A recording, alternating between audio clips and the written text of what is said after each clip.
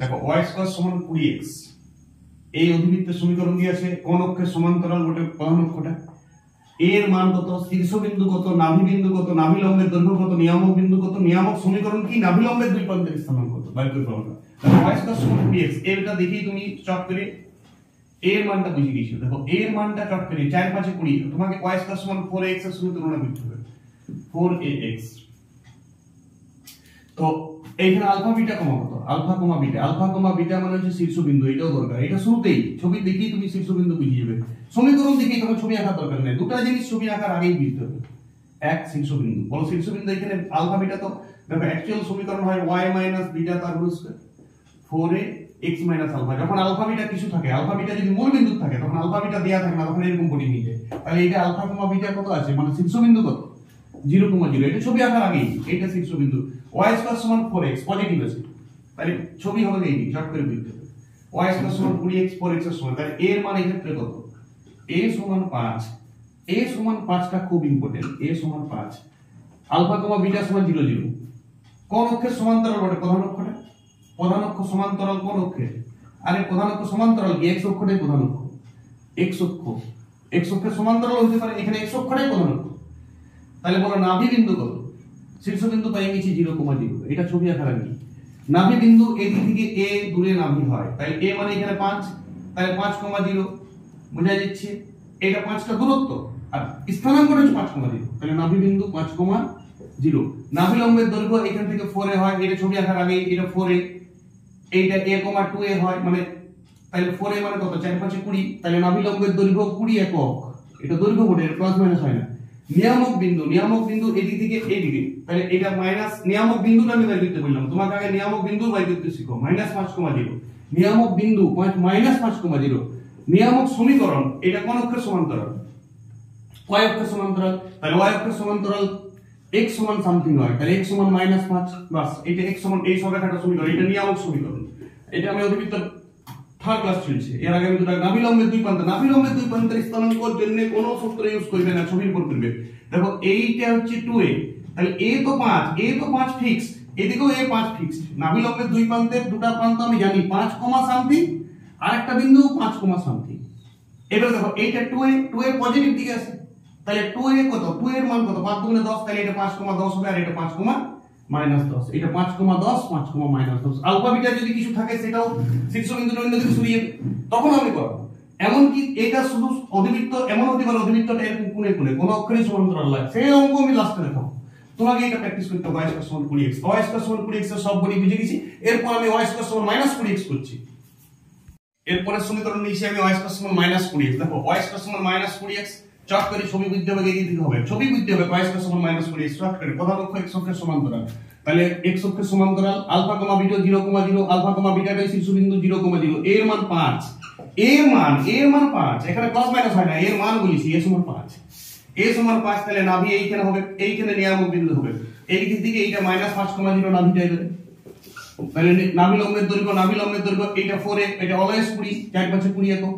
নিয়ামক বিন্দু এইটা এবার +5,0, তাহলে নিয়ামক বিন্দু হচ্ছে +5,0, প্লাস লেখার দরকার নাই। নিয়ামক সমীকরণটা y অক্ষের সমান্তরাল হবে, y অক্ষের সমান্তরাল x সমান সামথিং, তাহলে x সমান 5।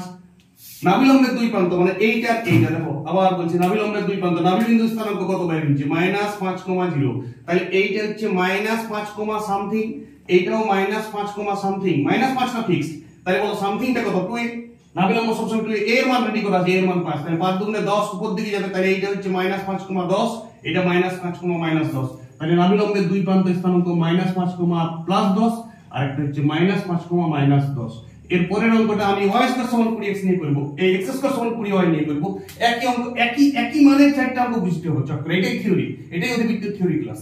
ওকে, দেখো x স্কয়ার সমান 20y, x স্কয়ার সমান 20y ছবি হবে এই দিক থেকে এই দিকে পজিটিভ, x স্কয়ার সমান 20y, এই বিন্দুগুলো আমি সব বাইর করব, তিনটা অঙ্ক বাইর করছি, তাহলে এখানে a এর মান কত বলো, a এর মান এখানেও 5, কিন্তু এবারে এইটা অকোণ অক্ষের সমান্তরাল, দেখো ছবি আগে নিয়ে নিয়েছে, কোন অক্ষের সমান্তরাল, y অক্ষের সমান্তরাল হচ্ছে প্রধান অক্ষ কোন অক্ষের সমান্তরাল, y অক্ষের আলফা কমা বিটা 0,0, শীর্ষবিন্দু 0,0, এর মান 5।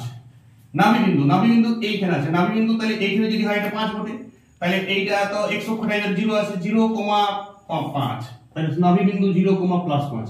নাভি লম্বের দৈর্ঘ্য তো +4 ওটা 20 একক, ওটা দেখার দরকার নেই। নিয়ামক বিন্দু মানে এই বিন্দুটা নিয়ামক, এটা যদি 0,5 হয় এটা 0,-5, 0,-5 ঝড়ের বেগ অঙ্ক হবে। নিয়ামক সমীকরণ x অক্ষের সমান্তরাল, তাহলে x অক্ষের সমান্তরাল হলে y সমান সামথিং, তাহলে y সমান -5 দূরত্বে আছে, তাহলে y সমান -5।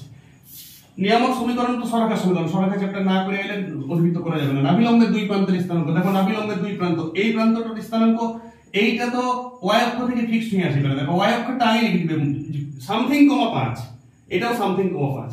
তাহলে এইটা কত হবে? এইটা 2a, 2a মানে কত? 5 তো a এর মান, তাহলে 5 দুগুণে এটা +10 আর এটা -10, তাহলে হচ্ছে 10,5 আর একটা হচ্ছে -10,5।